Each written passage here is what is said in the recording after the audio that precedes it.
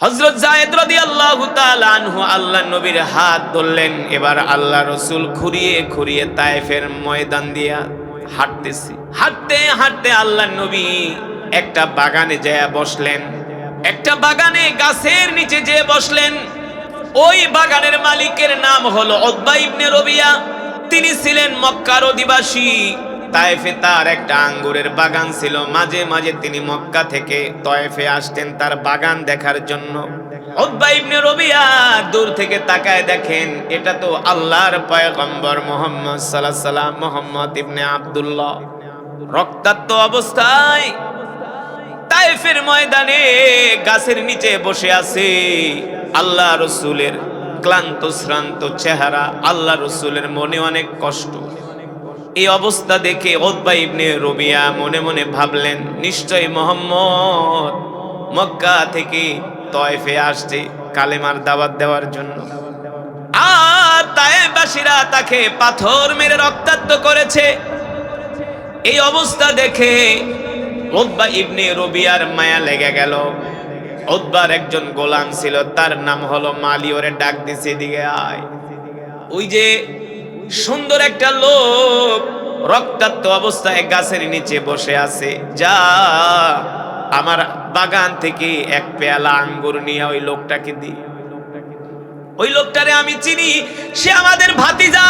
তার মতো ভালো মানুষ মক্কার জমিনে একজনও নাই। জোরে বলেন আল্লাহু আকবার। অথচ উতবা ইবনে রবিয়া কিন্তু হলো কাফের, আল্লাহ রাসূলের দুশমন। তারপরে বলতেছে, আমি মুহাম্মদরে চিনি, সে আমাদের মক্কার মানুষ, আমাদের আত্মীয় স্বজন। তার মতো ভালো মানুষ মক্কায় একজনও নাই। এ যা ওই লোকটারে যে আঙ্গুর দিয়া। এবার উতবার গোলাম মালি এক পেয়ালা আঙ্গুর নিয়ে আল্লাহ রাসূলের কাছে আসলেন আর বললেন, খুদিয়া মুহাম্মদ, ধরেন, আপনি আঙ্গুর ধরেন। এবার আঙ্গুরের পেয়ালা পাওয়ার পরে আল্লাহ রাসূল 3 দিন পর্যন্ত কিছু খায় না।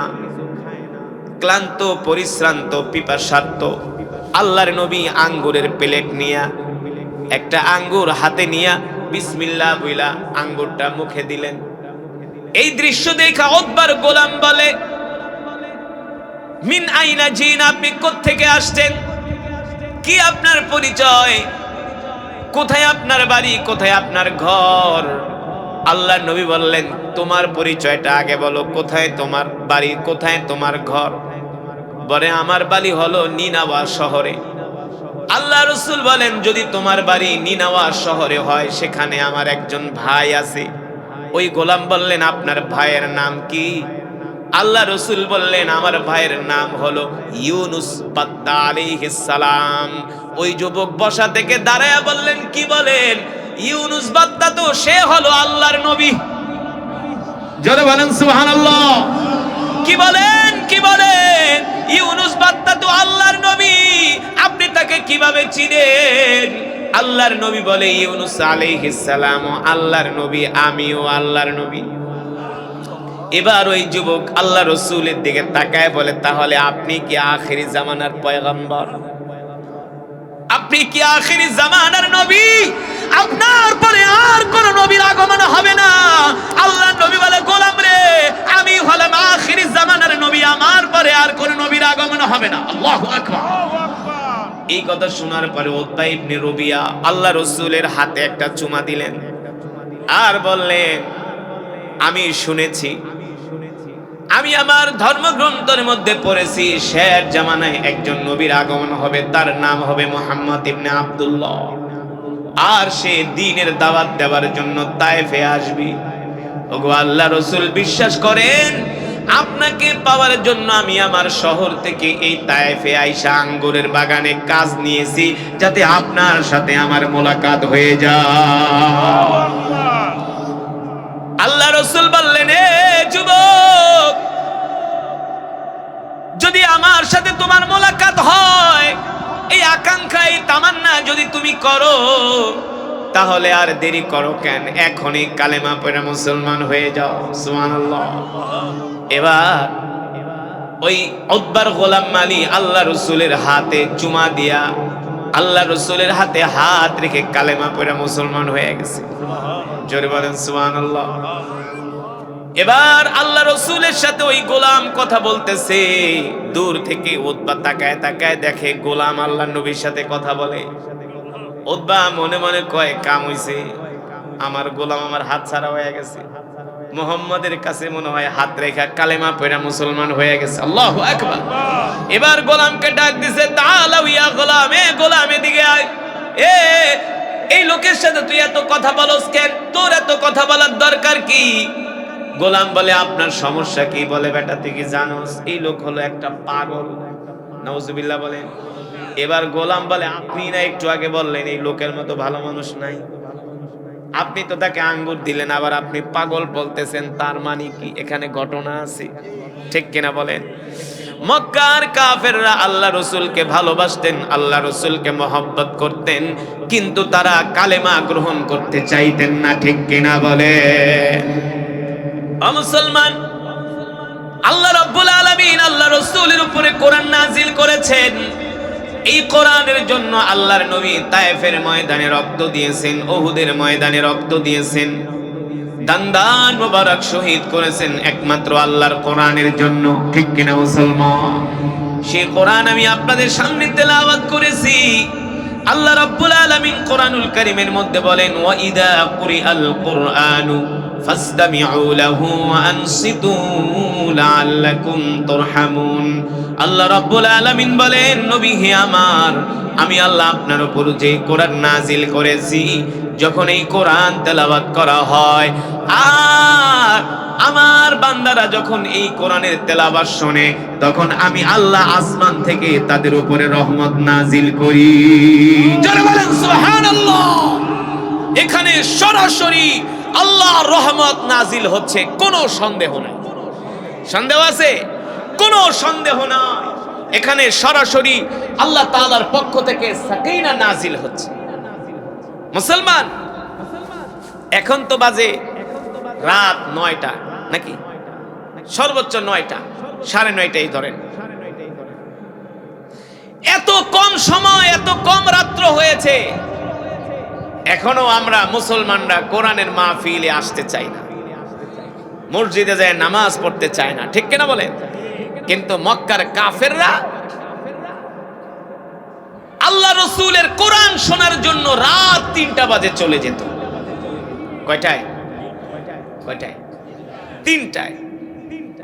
আর গরু খাওয়া মুসলমান, বিড়ি খাওয়া মুসলমান, গাঁজা খাওয়া মুসলমান রাত 9টায় কোরআনের মাহফিলে আইতে পারে না, আবার নিজেরে আশেকে রসুল দাবি করে, আবার ইমানদার দাবি করে। এতই সোজা, এতই সোজা। জান্নাত কি টাকার হাটের রসগোল্লা নাকি যে আল্লাহ জান্নাত এমনি দিয়ে দিব? এত সোজা। দোকানে বসে চা খাইবা এক কাপ, আর গাল বেটকে 3 ঘন্টা বাংলা সিনেমা দেখবা, আর মরার পরে ভেস্ত এমন পিটান পিটাইবো ফেরেশতারা, একদম পিটাইতে পিটাইতে লাল করে ফেলাই। কথা কয় না? জান্নাত কি এত সোজা? এত সোজা না। এই জান্নাত পাওয়ার জন্য আল্লাহ রসুলের সাহাবীদেরকে কাফেররা উত্তপ্ত মরুভূমির মধ্যে চিৎ করে শোয়া বুকের ভিতরে 40 কেজি ওজনের পাথর দিয়া চাপা দিছে। লোহার রড গরম করে করে হযরত বেলালের শরীরের ভিতরে সেকা দিছে, আর বলছে, বেলাল বল, মুহাম্মাদের কোরআন শুনতে যাবি না? কি বলছে? আপনারা যে কোরআন শুনতে আসছেন, ওয়াজে আইছেন, কেউ আপনাদেরকে বাধা দিছে? কেউ বাধা দিছে? বলছে বাড়িতে আইলে পিটামু, বলছে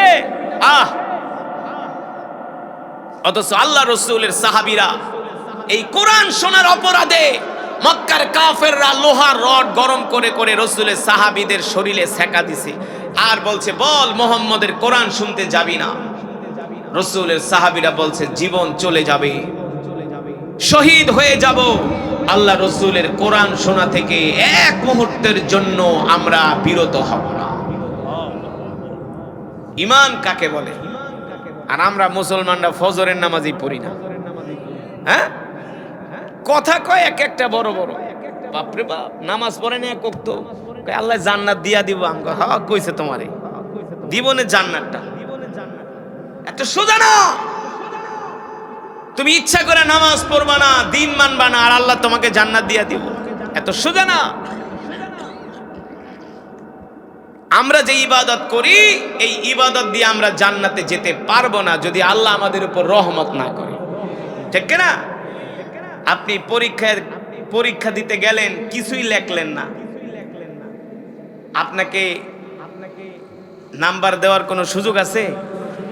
100 প্রশ্নের ভিতরে যদি 2টাও লেখেন, 1টাও লেখেন, তাও কোনো উসিলায় টুসিলায় কোনো রকম 2-4 নাম্বার দিয়ে আপনার কোনো রকম পার করা যায় কিনা, ঠিক কিনা বলেন?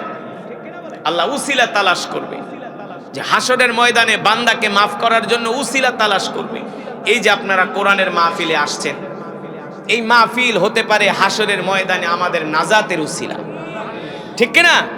আল্লাহ যখন দেখবে আমাদের কোনো নেকামল নাই, তখন ফেরেশতারা আমাদের ধৈরা ধৈরা জাহান্নামের দিকে নিয়ে যাবে। আল্লাহ বলবে দাঁড়া, কইনেস? আল্লাহ দেখছি কিছুই নাই, পুরা জিরো। আল্লাহ বলে না, রাখ, তোদের চোখে কিছু নাই, কিন্তু আমার মালিকের চোখে একটা নেক আমল আমি আমার বান্দারা আমার কাছে জমা করে রেখে দিচ্ছি। জোরে বলেন সুবহানাল্লাহ।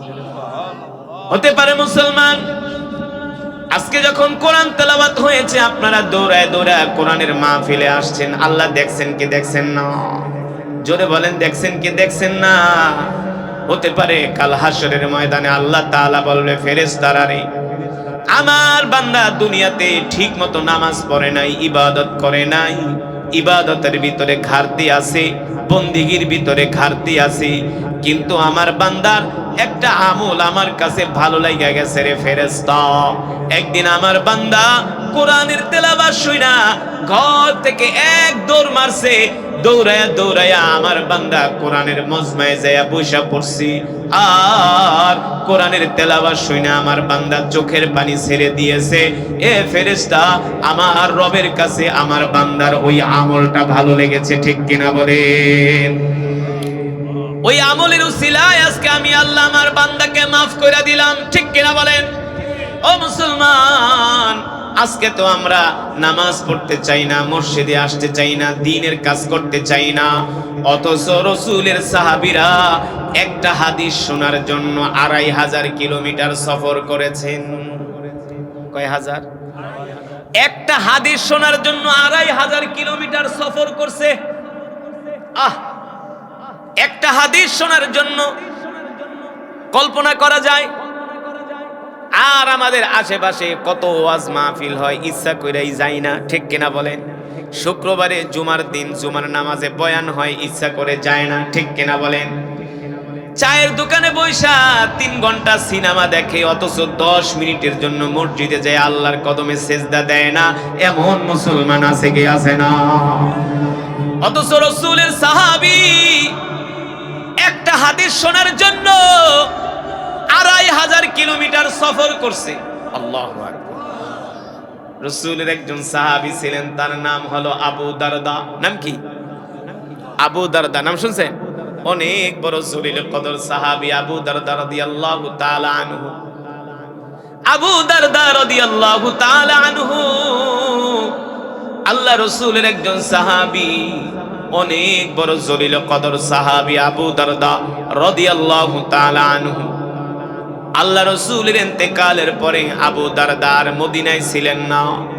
আবু দারদা চলে গেছেন মদিনা থেকে সিরিয়ায়, সিরিয়ার রাজধানী দামেস্কে। আবু দারদা চিন্তা করলেন, আল্লাহ রসুলের ওফাত হয়ে গেছে, আল্লাহ রসুল আর মদিনায় নাই। এই কারণে আর আবু দারদার কাছে ভালো লাগে না। আগে দৌড়ায় আয়েশা আল্লাহ রসুলের চেহারা মোবারক দেখতো, আবু দারদা বলেন আমার কলিজা ঠান্ডা হয়ে যেত। কিন্তু এখন আর মদিনায় আল্লাহ রসুল নাই, আর আমি আবু দারদাও শান্তি পাই না, ভালো লাগে না। এই কারণে আবু দারদা রাদিয়াল্লাহু তাআলা আনহু আল্লাহ রসুলের ওফাতের পরে তিনি মদিনা ছেড়ে চলে গেলেন সিরিয়ায়। কোথায়? সিরিয়ায় চলে গেলেন। আবু দারদা সিরিয়ায় চলে যাওয়ার পরে রসুলের আরেকজন সাহাবী তিনি শুনছেন রাসূলের একজন সাহাবী ছিলেন আবু দারদা, তিনি অনেক হাদিস মুখস্থ করেছেন, সরাসরি আল্লাহ রাসূলের জবান থেকে হাদিস শুনে মুখস্থ করেছেন। কিন্তু সে আর মদিনায় নাই, সে চলে গেছে সিরিয়ায়। সেও কি করলেন, মদিনা থেকে সফর শুরু করলেন। আল্লাহ রাসূলের একটা হাদিস শোনার জন্য তিনি মদিনা থেকে সফর করে সিরিয়ায় গেলেন। ওই সময় তো আর বিমান ছিল না, প্রাইভেট গাড়ি ছিল না, বাস ছিল না, কোনো ভালো কোনো পিচ ঢালাই রোড ছিল না। ওই সময় মদিনা থেকে যেতে হতো ঘোড়ার পিঠে চড়ে কিংবা উটের পিঠে চড়ে, ঠিক না? তার মানে 2500 কিলোমিটার জার্নি করতে তার প্রায় সময় লেগে গিয়েছে 1 মাস। কয় মাস? 1 মাস সফর করে করে সেই মদিনা শরীফ থেকে সিরিয়ার রাজধানী দামেস্কে গিয়েছেন। সিরিয়ার রাজধানী দামেস্কে যে যখন দামেস্কের মানুষদেরকে জিজ্ঞেস করলেন, আইনা আবু দারদা, তোমরা কি জানো রাসূলের সাহাবী আবু দারদা মদিনা থেকে আসছে, সে এখন কোথায় আছে? দামেস্কের মানুষগুলো বলে, আবু দারদা হলো ওই গ্রামের ইমাম, ওখানেই গেলে তুমি আবু দারদাকে পাবা। এবার আল্লাহ রাসূলের ওই সাহাবী হাঁটতে হাঁটতে ঘোড়ার পিঠে চড়ে ওই মসজিদে গেলেন, দামেস্কের মসজিদে। মসজিদে যাওয়ার পরে দেখেন একজন লোক বারান্দার মধ্যে বসে বসে আল্লাহর জিকির করতেছেন। ওই লোক মসজিদে ঢুকেই তিনি প্রশ্ন করলেন, আনতা আবু দারদা, তুমি কি আবু দারদা? বলে, নাম আনা আবু দারদা। এবার আবু দারদা জিজ্ঞেস করলেন, মিন আইনা জিতা, তুমি কোত্থেকে এসছো? বলে, জিনা মিনাল মাদিনা, আমি মদিনা থেকে আসছি। কেন তুমি মদিনা থেকে আসছো? সে বলল, আমি শুনেছি আপনি আল্লাহ রাসূলের অনেক হাদিস মুখস্থ করেছেন, আমি আপনার জবান থেকে একটা হাদিস শোনার জন্য মদিনা থেকে সিরিয়ায় আসছি। তখন আবু দারদা রাদিয়াল্লাহু তাআলা আনহু বলেন কি? বলে, হ্যাঁ, আমি আল্লাহ রাসূলের হাদিস শোনার জন্য সেই মদিনা থেকে সিরিয়ায় আসছি।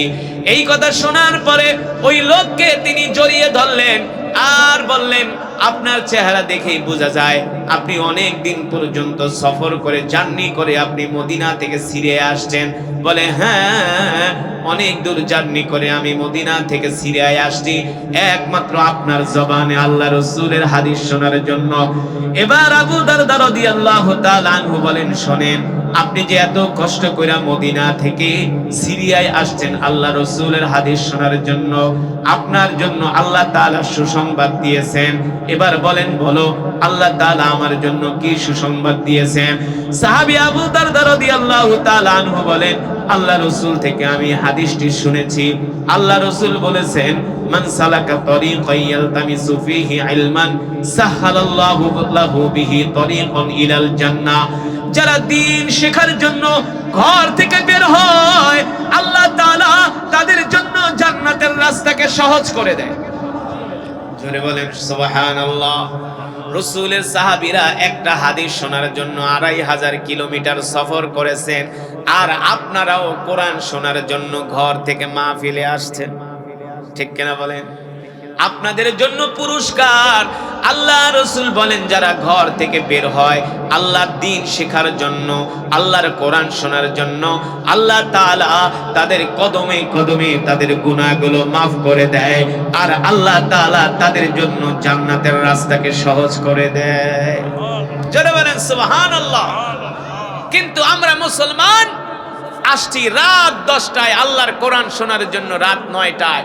আর কাফেররা যাইতেন আল্লাহ রাসূলের জবানে কোরআন শোনার জন্য কয়টায়? রাত 3টায়। এখনো গরু খাওয়া মুসলমান কিছু এখনো কোরআনের মাহফিলে আসে নাই, ঠিক কিনা? আছে কি আসে না?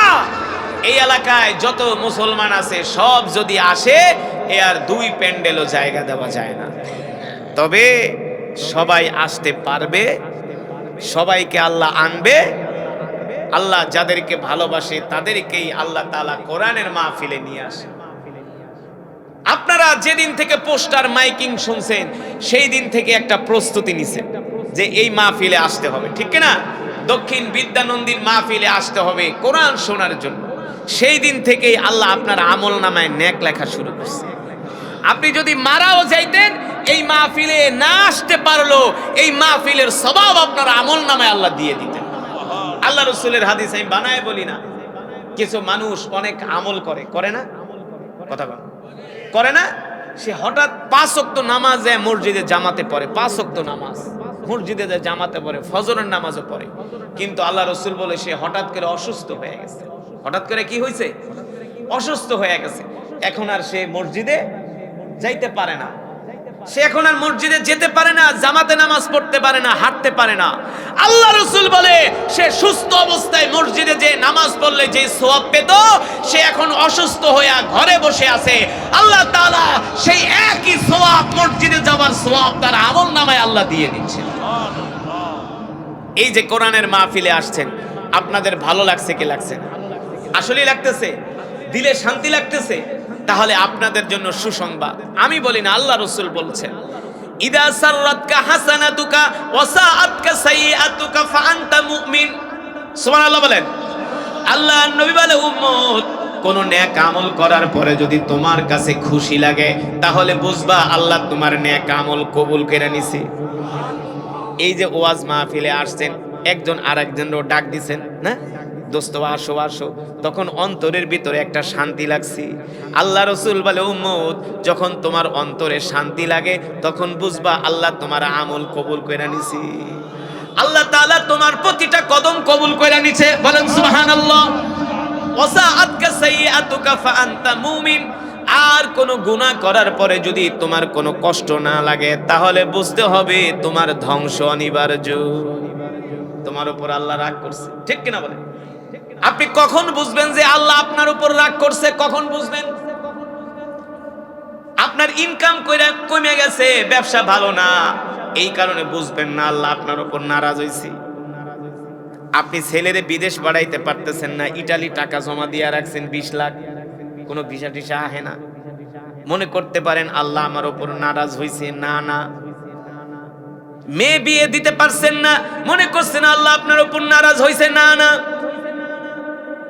আপনি অসুস্থতায় আছেন, মনে করতে পারেন আল্লাহ আমার উপর নারাজ হইছে। আজকে ইভেন আমার মোবাইলে এখনো রেকর্ড আছে। এই আমি মাহফিলে আসতেছি, মদিনা শরীফ থেকে একটা ছেলে আমাকে মেসেজ দিছে। আমি মদিনা শরীফে যাই, গেলে ওই আসে মাঝে মাঝে আইসা আমার খেদমত করে, আমার খুব ভক্ত। তো ফোন দিছে, ভাই আমার জন্য দোয়া করেন, আমি খুব বিপদে আছি। কি বিপদে আছি? ভাই আমার আয় ইনকাম ভালো না, মনে হয় আল্লাহ আমার উপর নারাজ হয়ে গেছে। আমি বলত, তোমার আয় ইনকাম ভালো না, তুমি মনে করতেছো আল্লাহ তোমার উপর নারাজ হয়ে গেছে, এই কারণে আল্লাহ তোমার ইনকাম বন্ধ করে দিছে। না না, তোমার ইনকাম বন্ধ হয়ে গেলে আল্লাহ তোমার উপর নারাজ হয়েছে, বিষয়টা এমন না। তোমার ব্যবসা খারাপ, আল্লাহ তোমার উপর নারাজ হয়েছে, বিষয়টা এমন না। তুমি কখন বুঝবা আল্লাহ তোমার উপর নারাজ হয়েছে?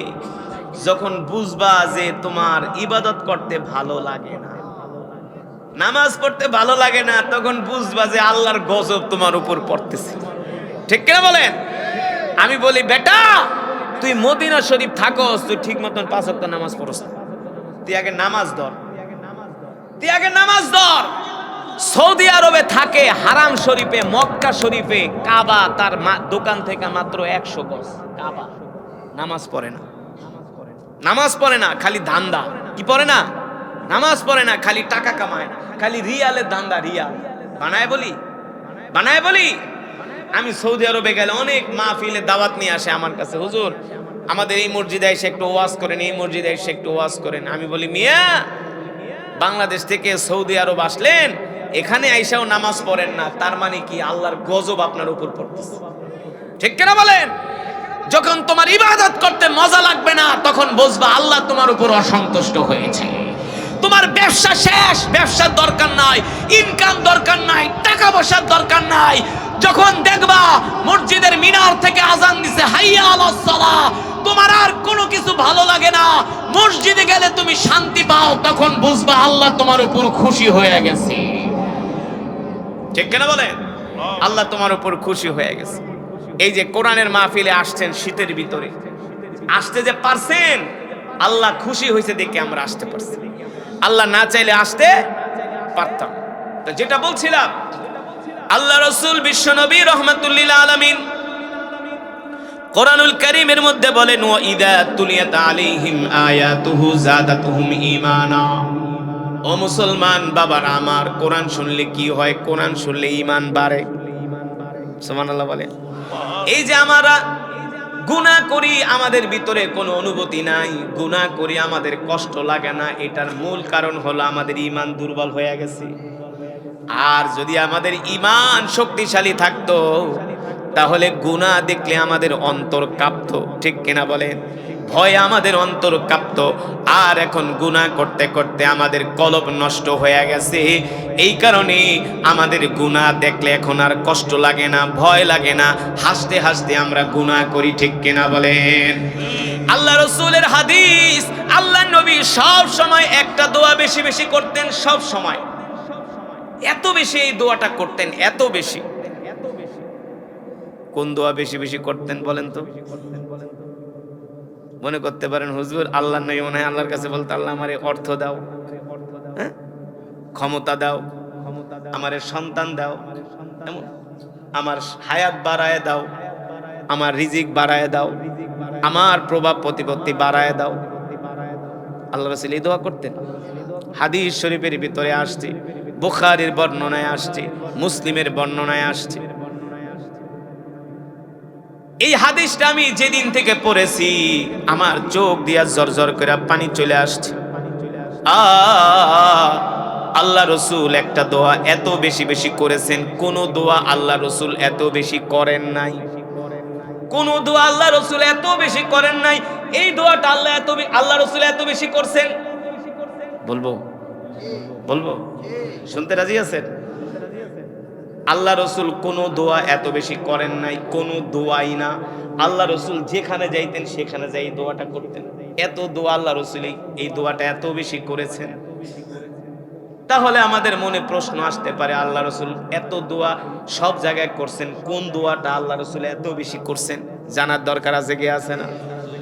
আল্লাহ রসুল সব সময় এই দোয়া করতেন, ইয়া মুকাল্লিবাল কুলুব সাব্বিত কলবি আলা দীনিক, ইয়া মুসাররিফাল কুলুব সররিফ কলবি আলা তাআতিক। আল্লাহ রাসূল এই দোয়া করতেন, আল্লাহ আপনি আমাকে মৃত্যুর আগ পর্যন্ত দ্বীনের উপরে, ইসলামের উপরে, ইবাদতের উপরে অটল রাখিন। ইসলামের উপরে, দ্বীনের উপরে আমাকে অটল রাখেন। কারণ কি ভাই? কারণ হলো দেখবেন কিছুদিন মানুষ নামাজ পড়ে আবার নামাজ ছাইরা দেয়, কয়েকদিন খুব ভালো ইবাদত বন্দেগী করে আবার ইবাদত ছাইরা দেয়। আছে না সমাজে? দেখবেন দাড়ি রাখছে, হঠাৎ করে আবার কিছুদিন পরে দাড়ি কাইটা ফালায়। কারণ কি? সেই দ্বীনের উপরে অটল থাকতে পারে নাই। দ্বীনের উপরে অটল থাকা হলো সফলতা, ঠিক কিনা বলেন? কয়েকদিন নামাজ পড়লেন, নামাজ ছাইরা দিলেন, ইবাদত করলেন, ইবাদত ছাইরা দিলেন, তাহলে বুঝতে হবে আপনার ইবাদত আল্লাহ কবুল করে নাই। এই কারণে আল্লাহ রাসূল বলছেন, শেষ জামানায় আমার উম্মতরা সকালবেলা হবে মুমিন, আবার রাত্রবেলা হয়ে যাইব মুনাফিক। সকালবেলা মুমিন, রাত্রবেলা হয়ে যাইব মুনাফিক। সকালবেলা মুমিন, সন্ধ্যার সময় বেঈমান হয়ে যাবে, ঠিক কিনা বলেন? এই কারণে আল্লাহ রাসূল বলছে, উম্মত এই দোয়াটা তোমরা বেশি বেশি করবা, ইয়া মুকাল্লিবাল কুলুব সাব্বিত কলবি আলা দীনিক, ইয়া মুসাররিফাল কুলুব সররিফ কলবি আলা তাআতিক।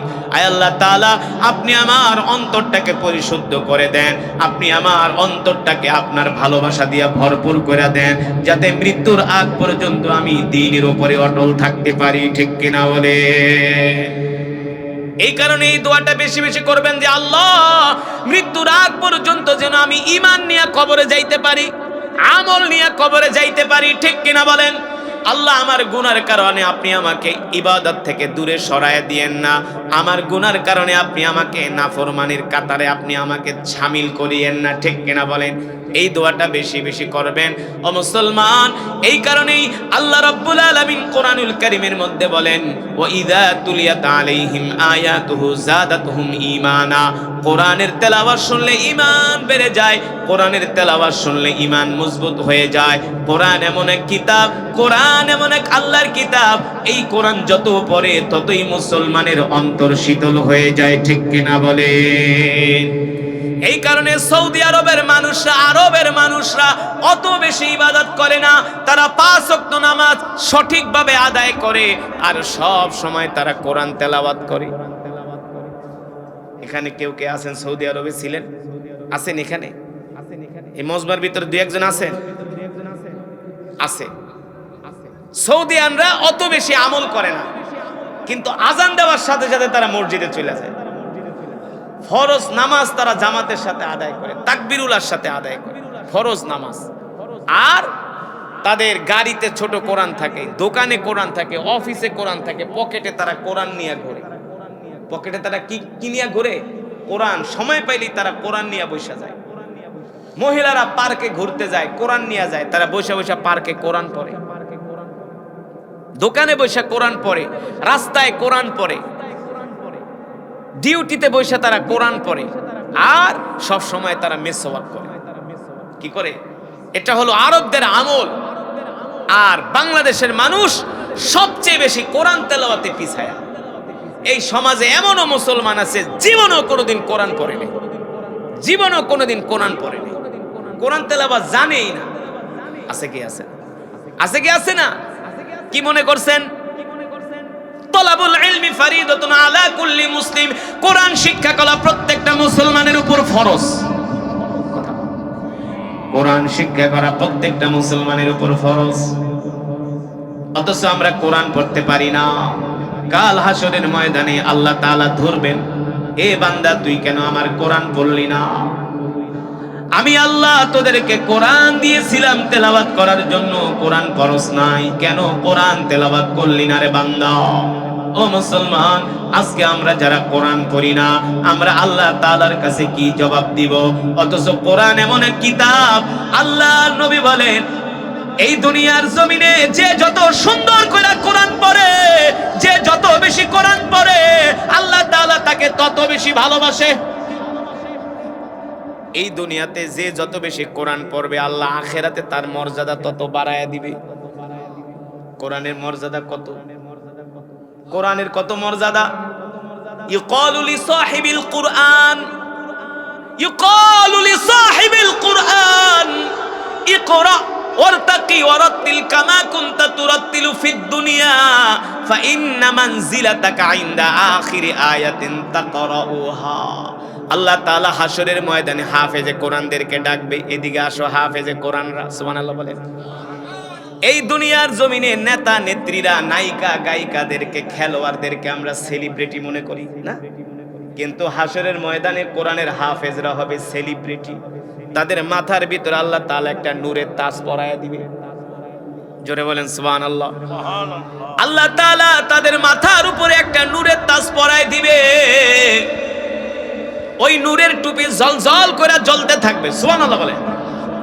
আর আল্লাহ তাআলা বলবেন ইকরা ওয়ারতাকি ওয়ারাতিল কামা কুনতা তুরাতিলু ফিদ দুনিয়া ফাইন্না মানজিলাতাকা ইনদা আখিরি আয়াতিন তাকরাউহা। এ হাফেজে কোরআন, দুনিয়ার জমিনে যেমন কইরা কোরআন পড়তা, এখন তুমি এমন কইরা কোরআন পড়ো, এক আয়াত পড়ো এক তলায় ওঠো, এক আয়াত পড়ো এক তলায় ওঠো। এইভাবে যেখানে যায় তোমার কোরআন তেলাওয়াত শেষ হবে, সেই জায়গায় আমি আল্লাহ তোমার জন্য স্থান নির্ধারণ করে রেখেছি। বলেন সুবহানাল্লাহ। একজন হাফেজের স্থান হবে 6666 তলায়, কিছু কম কম কিংবা বেশি। হাফেজে কোরআনদের মর্যাদা থাকবে জান্নাতে সবার উপরে। কারণ কি মুসলমান? একমাত্র আল্লাহর কোরআনের জন্য, ঠিক কিনা বলেন? এই কারণে আমরা নিজেরা কোরআন পড়বো, আমাদের সন্তানদেরকে কোরআন শিখাবো। রাজি আছেন? নাহলে বাঁচতে পারবেন না। কোরআন এমন এক কিতাব, কোরআন নিয়ে বৈশা যান, এক এক হরফ পড়বেন আর আল্লাহ তাআলা 10টা করে নেকি দান করবে। এই কোরআনের কত মর্যাদা মুসলমান!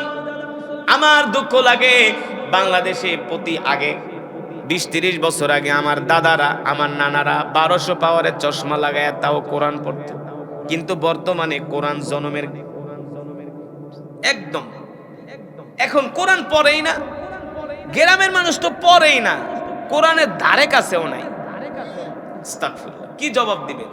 কোরআন কি ঘরের ভিতরে রাইখা দেওয়ার জন্য আল্লাহ নাজিল করছে? না।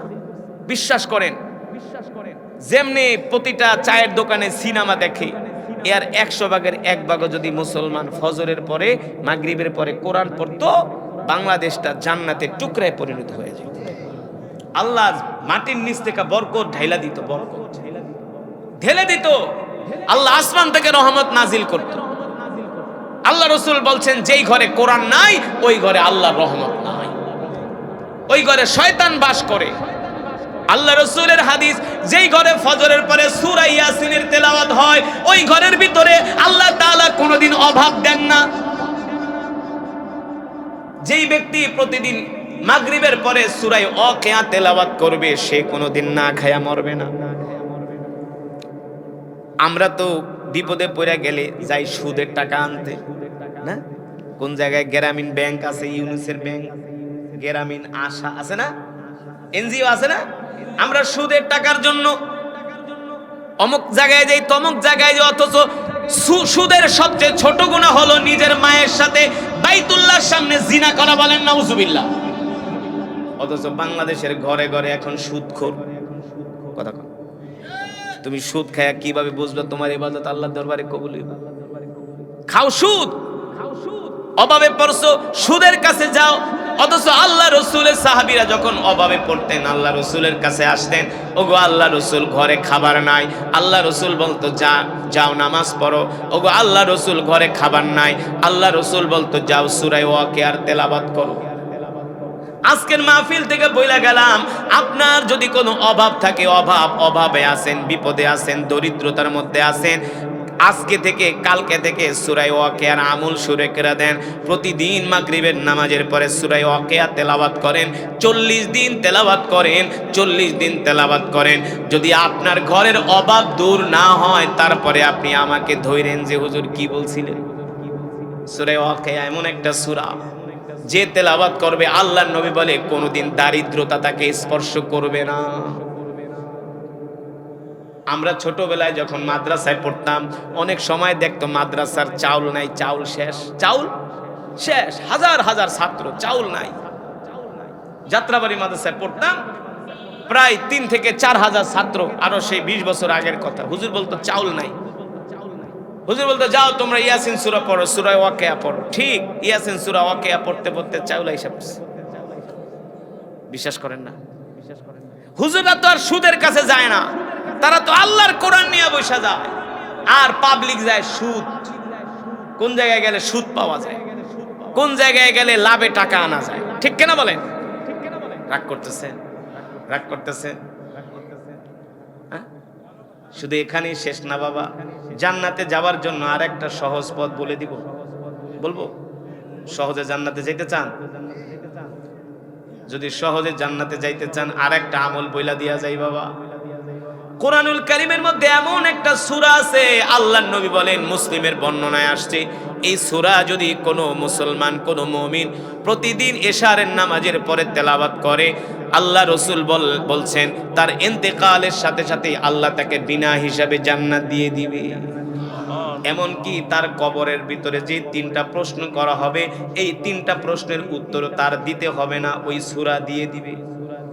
শুধু এখানেই শেষ না, ওই সূরা বলে তুমি যদি আমাকে দুনিয়াতে তেলাওয়াত করো, আল্লাহ যদি তোমাকে জান্নাত না দেয়, আমি সরাসরি আল্লাহ তাআলার সাথে ঝগড়া করব যে আল্লাহ আপনি কেন জান্নাত দিবেন না, আপনি কেন জান্নাত দিবেন না, আপনাকে জান্নাত দিতেই হবে তাকে, আপনি জাহান্নামে দিতে পারবেন না। সুবহানাল্লাহ। এবার বলেন জান্নাতে যাওয়া কি কঠিন নাকি সহজ? সহজ না? আল্লাহ রসুল বলতেছেন কেউ যদি প্রতিদিন এশারের নামাজের পরে এই সূরা তেলাওয়াত করে, তাহলে আল্লাহ রসুল বলেন তার ইন্তেকালের সাথে সাথে আল্লাহ তাআলা তাকে বিনা হিসাবে জান্নাত দিয়ে দিবে।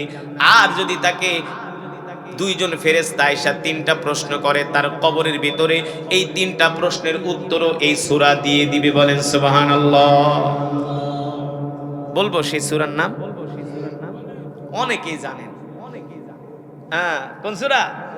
সূরাতুল, জোরে বলেন, সূরাতুল 29 পারার প্রথম সূরা, সূরাতুল মুলক। প্রতিদিন এশারের নামাজের পরে বৈশা কোরআন নিয়ে পড়া ঘুমায় যাবেন। ওই রাইতে যদি আপনি মারা যান, আল্লাহ আপনাকে বিনা হিসাবে জান্নাত দিয়ে দিবে। ওই রাত্রে যদি মারা যান, সূরা মুলক যদি আপনি প্রতিদিন তেলাওয়াত করেন বিনা হিসাবে আল্লাহ আপনাকে জান্নাত দিবে আর কি আমলের ওয়াজ করব আপনাদের বলেন? অথচ আমরা মুসলমান সেই কোরআনই পড়ি না। কোরআন পড়বেন, কোরআন পড়া হলো মুসলমানের শান। এই কোরআন তেলাওয়াত করতে করতে রাসূলের সাহাবী, রাসূলের আদরের সাহাবী, রাসূলের জামাতা, যার কাছে আল্লাহ রাসূল 3টা কন্যা বিয়ে দিয়েছেন, যার কাছে আল্লাহ রাসূল কয়টা কন্যা? 3টা কন্যা বিয়ে দিয়েছেন, যার নাম হলো জিন্নুরাইন। হযরত ওসমান ইবনে আফফান রাদিয়াল্লাহু তাআলা আনহু, তিনি কোরআন পড়তে পড়তে শহীদ হয়েছিলেন। সুবহানাল্লাহ বলেন। হযরত ওসমান ইবনে আফফান রাদিয়াল্লাহু তাআলা এত বেশি কোরআন পড়তেন, তিনি যে কোরআনের কপিটা পড়তেন, একটা কোরআনের কপি থাকে না, এই যেমন কোরআনের জিল, এটা আপনি যদি প্রতিদিন পড়েন, হযরত ওসমান ইবনে আফফান প্রতিদিন কোরআন পড়তেন, পড়তে পড়তে কোরআনের কপি উল্টাইতে পাতার পাশ দিয়া ক্ষয় হয়ে গেছে। এত পড়া পড়ছেন। হযরত ওসমান ইবনে আফফান রাদিয়াল্লাহু তাআলা আনহু যখন শহীদ হন, আততায়ী সন্ত্রাসীরা তাকে গুলি করে। ওই অবস্থায় তিনি কোরআন পড়তেছেন, ওই অবস্থায় তার শরীরে তীরের আঘাত লেগে তার শরীর থেকে রক্ত পড়ে ওই কোরআনের কপিতে লেগেছে। সেখানেই তিনি শহীদ হয়ে গেছেন। হযরত ওসমান ইবনে আফফান কোরআন পড়তে পড়তে শহীদ হয়ে গেছে। মুসলমান শুধু এখানেই শেষ না, আল্লাহ তাআলা যারা কোরআন পড়ে তাদেরকে আল্লাহ এত ভালোবাসে আল্লাহ তাআলা। রাসূলের একজন সাহাবী ছিল, তার নাম হলো উবাই ইবনে কাব। নাম কি? উবাই ইবনে কাব রাদিয়াল্লাহু তাআলা আনহু, রাসূলের সাহাবী। তিনি ছিলেন কোরআনের কারি, কোরআনের অনেক সুন্দর করে কোরআন পড়তে পারতেন রাসূলের সাহাবী উবাই ইবনে কাব রাদিয়াল্লাহু তাআলা। আল্লাহ তাআলা একদিন জিবরাইল আলাইহিস সালামকে পাঠালেন, ও জিবরাইল যাও আমার হাবিব মুহাম্মদ সাল্লাল্লাহু আলাইহি সাল্লামকে যে বলো, আমার ওই বান্দা, আমার রাসূলের সাহাবী উবাই ইবনে কাব, তিনি অনেক সুন্দর করে কোরআন পড়তে পারে। যাও আমার নবীকে যে বলো, যাতে করে সে ওই উবাই ইবনে কাবকে ডেকে যাতে তার জবানে কোরআন তেলাওয়াত শুনে। আল্লাহ তাআলা স্বয়ং নির্দেশ দিয়েছে, জিবরাইল যাও আমার নবীকে যে বলো, আমার হাবিব মুহাম্মদ সাল্লাল্লাহু আলাইহি সাল্লামকে যে বলো, ওই যে কোরআনের কারি উবাই ইবনে কাব অনেক সুন্দর করে কোরআন পড়তে পারে, আমার রাসূলকে যে বলো সে যেন উবাই ইবনে কাবকে ডেকে তার জবানে কোরআন শুনে। আল্লাহ রাসূল উবাই ইবনে কাবকে ডাকলেন, ও উবাই ইবনে কাব, সাহাবী দিয়ে ডাকলেন, যাও কোরআনের কারি উবাই ইবনে কাবকে ডেকে নিয়ে আসো। কোরআনের কারি উবাই ইবনে কাবকে আল্লাহ রাসূল ডেকে আনলেন। ডেকে আনার পরে আল্লাহ রাসূল বললেন, ইকরা মিন কুরআনিল কারীম, তুমি কোরআনুল কারীম থেকে তেলাওয়াত করো, আমি তোমার তেলাওয়াত শুনবো। সাহাবী বলো, গো আল্লাহ রাসূল, আল্লাহ তাআলা আপনার উপর কোরআন নাজিল করেছে, আপনি হলেন কোরআনের মালিক, আর আমি একটা ছোট মানুষ, আপনি আমার জবানে কোরআন শুনবেন। আপনার সামনে আমি কোরআন তেলাওয়াত করতে ভয় পাচ্ছি, আপনার সামনে আমি কোরআন পড়তে লজ্জা পাচ্ছি। আল্লাহ রাসূল বলল, তুমি ভয় পেও না, লজ্জা পেও না, তুমি আমাকে কোরআন তেলাওয়াত করে শোনাও। এবার সাহাবী লজ্জা আর ভয়ে আল্লাহ রাসূলের সামনে কোরআন পড়ে না। এবার আল্লাহ রাসূল ডাক দিয়ে বলে, সাহাবী রে, আমি যে তোমাকে কোরআন তেলাওয়াত করতে বলছি, এটা আমি বলি নাই, আমার পক্ষ থেকে বলি নাই, স্বয়ং আল্লাহ রাব্বুল আলামিন গতকাল রাতে আমার কাছে জিবরাইলকে পাঠাইছে, আর জিবরাইল এসে বলেছেন, ওগো আল্লাহর নবী, আপনি যাতে উবাই ইবনে কাবকে ডেকে তার জবানে আপনি কোরআন তেলাওয়াত শুনেন। আল্লাহ রাসূল বলে, তুমি কোরআন পড়ো, এটা আমি বলছি না, আল্লাহ বলছেন। সুবহানাল্লাহ। তুমি আমাকে কোরআন তেলাওয়াত করে শোনাও, এটা আমার নির্দেশ না, কার নির্দেশ? আল্লাহর নির্দেশ। সাহাবী বলে, আল্লাহ রাসূল বলেন কি? আল্লাহ তাআলা কি আমার নাম ধইরা বলছে? বলে, হ্যাঁ, আল্লাহ তোমার নাম ধইরা বলছে। আল্লাহ তোমার নাম ধরে বলছে যাতে আমি তোমাকে ডাইকা তোমার জবানে কোরআন শুনি। এই কথা শোনার পরে সাহাবী কান্না করে দিছে। কান্না তো করার কথাই, নাম ধরে বলছে কি, এর চাইতে আর খুশির খবর হইতে পারে? এর চাইতে আর দামি কোনো খবর হইতে পারে? সাহাবী কান্না করে দিছে, বলে আল্লাহ নবী বলেন কি আল্লাহ তাআলা আমার নাম ধরে বলছে? বলে হ্যাঁ, আল্লাহ তাআলা তোমার নাম ধরে বলছে তুমি যাতে আমাকে কোরআন তেলাওয়াত করে শোনাও। আল্লাহু আকবার। এই কথা শোনার পরে সাহাবী উবাই ইবনে কাব কান্না করে দিছে। এবার তিনি কোরআন পড়তেছেন, কোরআন পড়তেছেন। আল্লাহর নবী সাহাবী উবাই ইবনে কাবের কোরআন তেলাওয়াত শুনতে শুনতে আল্লাহ রাসূলের চোখ মোবারক দিয়ে ঝরঝর করে পানি পড়তেছে। কোরআনের এত মর্যাদা, এ সুন্দর করে কোরআন পড়তে পারলে আল্লাহ তাআলা তাকে ভালোবাসে, ঠিক কিনা বলেন?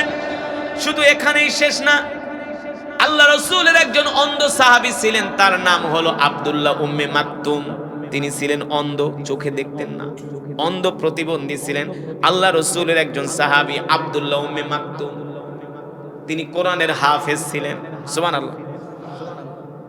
আল্লাহ রাসূল পৃথিবীর ইতিহাসে একটা মাদ্রাসা প্রতিষ্ঠা করেছিলেন, সেই মাদ্রাসাটা হলো মক্কায়। আর ওই মাদ্রাসার প্রথম হাফেজ হলেন সাইয়েদনা আবু বকর। সাইয়েদনা আবু বকর রাদিয়াল্লাহু তাআলা ছিলেন ওই মাদ্রাসার প্রথম ছাত্র। ওই যে সাহাবী আব্দুল্লাহ ইবনে মাকতুম, অন্ধ মানুষ, চোখে দেখে না, কোরআনের হাফেজ, আল্লাহ রাসূলের সাথে দেখা করতে আসছে।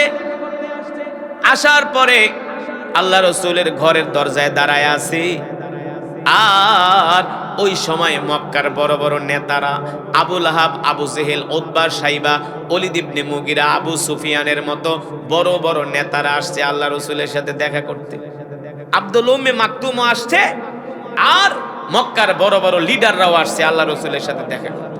তো আল্লাহ রাসূল মনে মনে চিন্তা করলেন যে আব্দুল্লাহ উম্মে মাকতুম তো আমার ঘনিষ্ঠ মানুষ, সে আমার সাথে একটু পরে দেখা করলেও কোনো সমস্যা, কিন্তু মক্কার বড় বড় লিডাররা যেহেতু আসছে, তারা আমার সাথে কথা বললে আমি যদি তাদেরকে বুঝায় শোনায় কালেমা পড়ায় মুসলমান বানাইতে পারি, তাইলে তো ইসলামের জন্য অনেক লাভ, বুঝেন নাই?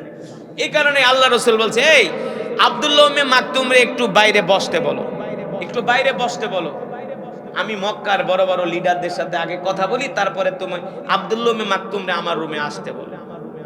কিন্তু আল্লাহ তাআলা সাথে সাথে কোরআনের আয়াত নাজিল করলেন, আবাসা ওয়া তাওয়াল্লা আন জাআহুল আমা ওয়া মা ইউদরিকা লাআল্লাহু ইয়াযাক্কা।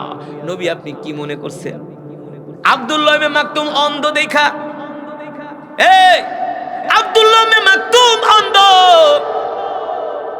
হোক, আব্দুল্লাহ ইবনে মাকতুম অন্ধ হোক, সে গরীব, কিন্তু তার অন্তরে আমার আল্লাহর কোরআন আছে। ওই মক্কার বড় বড় লিডারদের 2 পয়সার দামও আমার আল্লাহর কাছে নাই। আল্লাহ তাআলা জিবরাইলকে পাঠাইছে। জিবরাইল আলাইহিস সালাম আয়েশা বলতেছে, গো আল্লাহর রাসূল তাড়াতাড়ি লিডার মিডার খেদান, তাড়াতাড়ি আবু জেহেল টেলের বাইর করেন। বলে কেন? বলে আল্লাহ নির্দেশ দিছে আগে আব্দুল্লাহ উম্মে মাকতুমরে আপনার ঘরে আসার অনুমতি দেন, সে আগে কথা বলবে, তারপরে লিডাররা আসবে। জোরে বলেন সুবহানাল্লাহ। আল্লাহ রাসূল শোনার পরে বলো কি বলা? হ্যাঁ, আল্লাহ নির্দেশ দিছে, কারণ আব্দুল্লাহ উম্মে মাকতুমের সিনার ভিতরে আল্লাহর কোরআন আছে। আব্দুল্লাহ উম্মে মাকতুমের মর্যাদা আল্লাহর কাছে বেশি। ওই মক্কার লিডারদের চাইরানার দামও আল্লাহর কাছে, ওদেরকে 21 নাম্বার সিরিয়ালে ফালায় রাখেন। আল্লাহ রাসূলকে তোরা যা লিডার মিডার বাইরে বয়, আবু জেহেল বাইরে বসেন, আবু লাহাব পরে, আবু সুফিয়ান পরে, আগে আমার সাহাবী কোরআনের হাফেজের সাথে আগে কথা বলি। সুবহানাল্লাহ। এবার আব্দুল্লাহ উম্মে মাকতুম আল্লাহ রাসূলের দরবারে ঢোকার পরে আল্লাহ রাসূল তারে দেখা দাঁড়ায় গেছে, শুধু দাঁড়ায় নাই, আল্লাহ রাসূলের চাদরটা আব্দুল্লাহ উম্মে মাকতুমের জন্য বিছায় দিয়েছে। সুবহানাল্লাহ। আব্দুল্লাহ উম্মে মাকতুমের জন্য বিছায় দিয়েছে, বলে তুমি আমার চাদরে বসো। রাসূলের চাদরে সাহাবী বসবে, এটা সম্ভব? সম্ভব? এটা জীবনেও সম্ভব না। আল্লাহ রাসূলের চাদর মোবারক সাহাবীর জন্য বিছায় দিয়েছে। এখন সাহাবী তো বসতে চায় না, আল্লাহ রাসূলকে বসো, না আপনার চাদরে আমি কিভাবে বসবো ইয়া রাসূলুল্লাহ, ইয়া রাহমাতাল লিল আলামিন, আপনার চাদরে আমি বসতে পারবো না। বলে এই মিয়া বসতে বলছি। অনেক সময় আছে না, আমরা ওস্তাদের সামনে গেলে ভয়ে তার সামনে বসি না, আছে না? এখনো ওস্তাদের সামনে গেলে আমরা আসন তো কইরা বসা তো দূরের কথা, নামাজের সুরতে বসি, খাইতে গেল নামাজের সুরতে, ওস্তাদ কয় না তুমি সোফায় বসো, আমি বলি না আমি নিচেই বসি, কয় না বসো। এটা ওস্তাদের প্রতি সম্মান, তার প্রতি অগাধ ভালোবাসা, ঠিক কিনা? বেয়াদব আল্লাহর দরবার থেকে মাহরুম। যে বেয়াদব তাকে আল্লাহ পছন্দ করে না, আল্লাহ আদববানদের পছন্দ করে। সাহাবী বসতে চায় না, আল্লাহ রাসূল এই মিয়া তুমি জানো তুমি চাদরে বসো, তোমার কারণে আল্লাহ আমারে ধমক দিছে। তুমি কি মনে করছো তোমার কারণে আল্লাহ আমারে ধমক দিয়া বলছে নেতা মেতা এডি পরে, আগে আমার বান্দা আব্দুল্লাহ মাকতুমের সাথে কথা কন, কারণ তার সিনার ভিতরে কি আছে? আল্লাহর কোরআন আছে। এবার সাহাবী বসছে, আল্লাহ রাসূল বলে আব্দুল্লাহ মাকতুম তুমি অন্ধ হইতে পারো। ওই যে আবাসা ওয়া তাওয়াল্লা আন জাআহুল আমা ওয়া মা ইউদরিকা লাআল্লাহু ইয়াযাক্কা, যখন আব্দুল্লাহ মাকতুম আইছে তখন আছে না বড় বড় নেতারা আসলে একটা ছোট মানুষ আইলে আমরা একটু কপাল ঘুষাই পরে পরে আইতে বলি না, চেহারার একটাই হয় না, কপাল ঘুষায় যায়, ভুরুকঞ্চিত হয়ে যায় দুই বড়। আল্লাহ রাসূলকে আপনি কারণটা কি, আপনি ভুরু কুসকান কে? ওই নেতা মেতা বাদ দেন, আগে আমার কোরআনের হাফেজকে প্রাধান্য দেন। সুবহানাল্লাহ বলেন। কোরআনের কত সম্মান, ঠিক কিনা বলেন? আমরা নিজেরাও কোরআন পড়বো, আমাদের সন্তানদেরকে কোরআন শিখাবো। রাজি আছেন ইনশাআল্লাহ? রাজি আছেন ইনশাআল্লাহ? ইকালু লিসাহিবিল কুরআন ইকরা ওয়ারতাকি ওয়ারাত্তিল কামা কুনতা তুরাত্তিলু ফিদ দুনিয়া ফাইন্না মানজিলাতাকা ইনদা আখিরি আয়াতিন তাকরাউহা। আল্লাহ তাআলা হাশরের ময়দানে বলবে হাফেজে কোরআন, কোরআন পড়ো একতলায় ওঠো, কোরআন পড়ো একতলায় ওঠো। এইভাবে হাফেজে কোরআন এক আয়াত পড়বে একতলায় উঠবে, এক আয়াত পড়বে একতলায় উঠবে, তার সর্বশেষ স্থান হবে একেবারে সবার উপরে ৬৬৬৬ তলায়। এবার হাফেজে কোরআনকে আল্লাহ তাআলা বলবে এই আজকে হাশরের ময়দানে তোমাকে আমি আল্লাহ একটা সুযোগ দিতেছি, তুমি তোমার পছন্দ মতো ১০ জনকে, যাদের জাহান্নামের জন্য একেবারে টিকিট দেওয়া হয়ে গেছে, জাহান্নাম যাদের জন্য অবধারিত, এমন ১০ জন মানুষকে তুমি সুপারিশ করে জান্নাতে নিতে পারো, যাদের জন্য জাহান্নাম কনফার্ম, কোনো বাঁচার কোনো উপায়। ওইখানে ঘুষ চলবে? চলবে? জজ, উকিল, মুক্তার, ব্যারিস্টার ডোন্ট কেয়ার, কারো কোনো পাত্তা থাকবে না। আল্লাহ হাফেজে কোরআনকে বলবে তুমি যে দুনিয়াতে কষ্ট করে আমার কোরআন শিখছিলা, তোমার জন্য আজকে ছাড়, পুরস্কার, ১০ জনকে তুমি সুপারিশ করে জাহান্নাম থেকে জান্নাতে নিতে পারো। সুবহানাল্লাহ বলেন। আপনি কি চান না আপনার সন্তান আপনাকে সুপারিশ করে জান্নাতে নিক? তাহলে সন্তানদেরকে আলেম বানাবেন, হাফেজ বানাবেন। আজকে সমাজের খুব খারাপ অবস্থা, 6-7 এর ছেলেরা এখন সিগারেট খায়, 6-7 এর ছেলেরা সিগারেট খায়, গাঁজা খায়, 6-7-8 এ পড়ে, এখনই তারা মেয়ের সাথে সম্পর্ক করে না। তাদের পকেটে সিগারেটের প্যাকেট, গাঁজার পোটলা পাওয়া যায়। আমার এলাকা, আমার যেখানে বাড়ি ড্যামরাতে কোনাপাড়ায়, আমার এলাকায় একটা বাংলাদেশের নামকরা একটা স্কুল আছে, নামকরা স্কুল। এই স্কুলটা সবাই চিনে। ঢাকা শহরের অনেক ব্যবসায়ীরা তাদের সন্তানদেরকে স্কুলে পড়ার জন্য অনেক বাড়ি ছাইরা যে ওই এলাকা যায় ভাড়া থাকে। এবার বলেন সেই স্কুলটা কত দামি স্কুল। ওই এলাকা, ওই স্কুলে 4টা ছোট ছোট ছেলে 6-7 এ পড়ে, আমার বাড়ির গলির সামনে দাঁড়ায়া সিগারেট টানতেছে, 6-7 এ পড়ে, মোসও ওঠে নাই ভালো করে। আমি বলি এই মিয়া তোমরা আমার বাড়ির সামনে দাঁড়ায় সিগারেট খাইতেছো, কোন স্কুলে পড়ো? বলো অমুক স্কুলে। তা সিগারেট খাও কা? হুজুর আপনার বাপের টাকা দিয়ে সিগারেট খাই? আপনার বাপের টাকা দিয়ে খাই? আপনি বলার কে? কথা কন। এলাকার ছোট ছোট পোলাপান বিড়ি খায়, মুরব্বীদের দেখলেও সরে না। মুরব্বী দেখলে আরো ইচ্ছা করে 2 টান্ডা বেশি দেয়, মুরব্বীর অপমান করে। কিছু কই লাগে আপনি কি আপনার টাকা দেখাই না আপনার বাপের টাকা দেখে? আহ, এই সমস্ত ছেলেরাই তো নেশার টাকার জন্য মায়েরে মারে, বাপেরে মারে। জানেন না? আমি যেই মসজিদে জুমা পড়াইতাম আগে, একটা মসজিদে এক মুরব্বী প্রতি জুমায় এসে খালি কান্না করে কইতো হুজুর আমি শেষ, আমার ছেলেটা নষ্ট হয়ে গেছে। কি হইছে? কয় নেশা করে। হুজুর একটা তাবিজ লেখা দেন যাতে আমার ছেলে ভালো হয়ে যায়। আমি কি তাবিজ তো দূরের কথা, আপনি আমারে যদি বাইকটা তাবিজ বানায় আপনার ছেলের গলায় দেন আর ভালো হবে কেন? ছোটবেলায় তাকে কোরআন শেখানোর দরকার ছিল। তাকে ধর্মীয় জ্ঞান দেওয়ার দরকার ছিল, ঠিক কিনা বলেন? এই কারণে আপনারা আপনাদের সন্তানদেরকে কোরআন শিখাবেন তো, মাদ্রাসায় পড়াবেন তো, আলেম বানাবেন তো। 3-4টা ছেলে আছে, 2টারে মাদ্রাসায় দেন, 2টারে জেনারেল শিক্ষায় শিক্ষিত করেন, সমস্যা কি? একজনে নাইলে মাদ্রাসায় পড়ান, একজনও যদি আলেম হয় ওই একজন আরো 4 জনের টাইনে টাইনে মসজিদে নিয়ে যাবে, 4 জনে মসজিদে নিয়ে যাবে। আগে আমাদের শরীয়তপুরের একজন জেলা জজ ছিল, জেলা জজ, তার ফ্যামিলির ভিতরে জজ হবে 4 থেকে 5 জন, বিচারপতি আছে, অ্যাডভোকেট আছে, কিন্তু তার 2-3 জন ভাতিজা হইলো মাদ্রাসায় পড়ছে। বলে হুজুর এত চমৎকার, আমার ভাতিজারা ঈদের ছুটিতে, এক একটা ছুটিতে আমরা যখন বাড়িতে যাই, আমরা কেউ নামাজ পড়তে না চাইলে আমরা জোর করে মসজিদে নিয়ে যাই। বলে আমরা এক কাতারে জজ, ব্যারিস্টার, উকিল, মুক্তার সব এক কাতারে আমরা নামাজ পড়ি। এখন তাদের ভাতিজারা আলেম না হইলে কি মসজিদে নিত? এই কারণে সন্তানদেরকে মাদ্রাসায় পড়াবেন, আলেম বানাবেন, নিজেরা কোরআন পড়বেন, সন্তানদেরকে কোরআন শিখাবেন, মা বোনদেরকে কোরআন শিখাবেন। কন্যা সন্তান থাকলে মহিলা মাদ্রাসায় ভর্তি করাবেন। 5 ওয়াক্ত নামাজ জামাতের সাথে পড়বেন। কয় ওয়াক্ত? আর পকেটে সব সময় একটা মিসওয়াক রাখবেন, সব সময় পকেটে মিসওয়াক রাখবেন। হ্যাঁ, সব সময় পকেটে একটা মিসওয়াক রাখবেন, আর সব সময় ঢিলা কুলুপ রাখবেন পকেটে। সাবধান, দাঁড়ায়া কেউ প্রস্রাব করবে, প্রস্রাব করার পরে ঢিলা কুলুপ ব্যবহার করবে। আপনার শরীর যদি নাপাক থাকে, আপনার ইবাদত আল্লাহর দরবারে কবুল। তাহলে 5 ওয়াক্ত নামাজ পড়বেন তো ইনশাআল্লাহ, কোরআন শরীফ পড়বেন তো ইনশাআল্লাহ, কোরআনুল কারীম নিজে শিখবেন, সন্তানদেরকে কোরআন শিখাবেন। আল্লাহ তাআলা সকলকে তৌফিক দান করুন। এবার বলেন, আজকের মাহফিলে এসে আপনারা খুশি নাকি বেজার?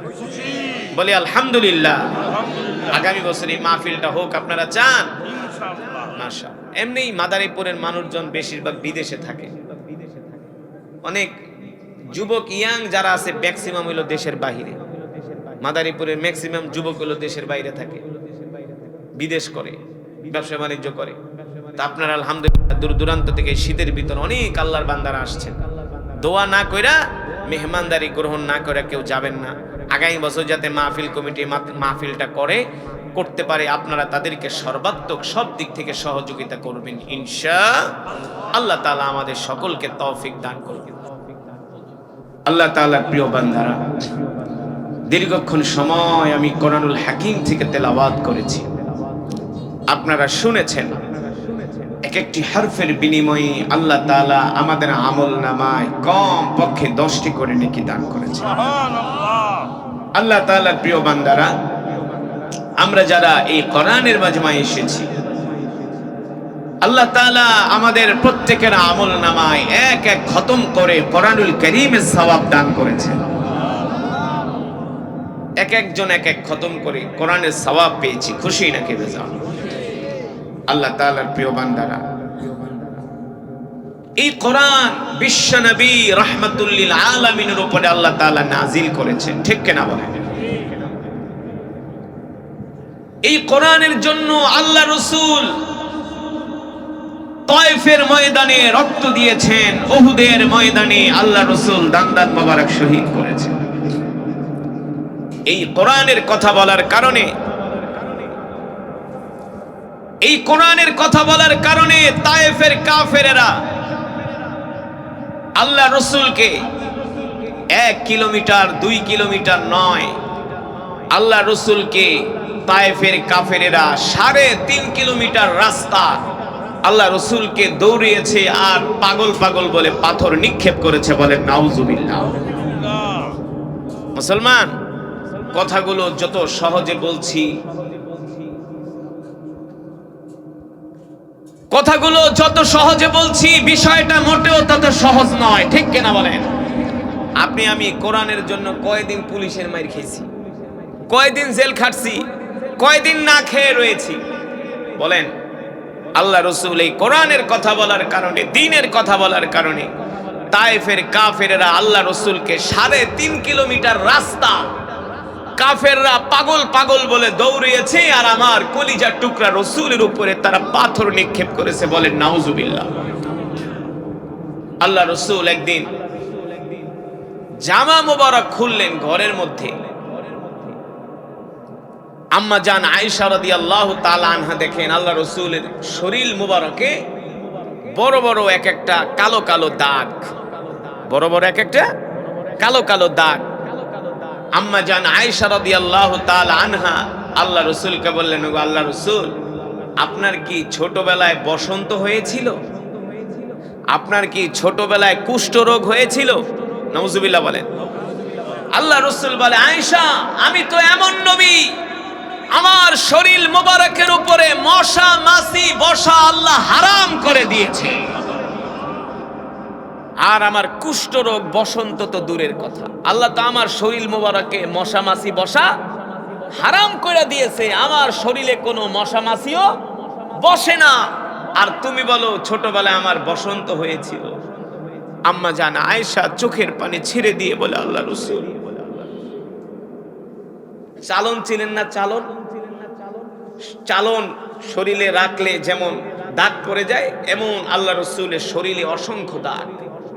আম্মা জান আয়েশা অবাক হয়ে গেলেন, আল্লাহ রাসূল, আপনার এত সুন্দর শরীর মোবারকে তাহলে এই কিসের দাগ?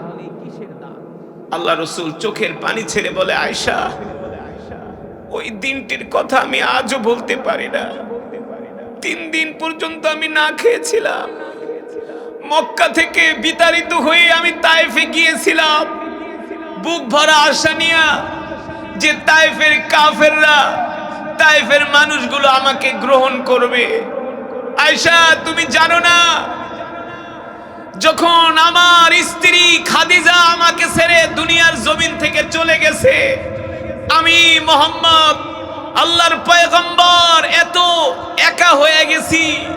সেই দিন মক্কায় আমার আশেপাশে কেউ ছিল না, সব আমার শত্রু।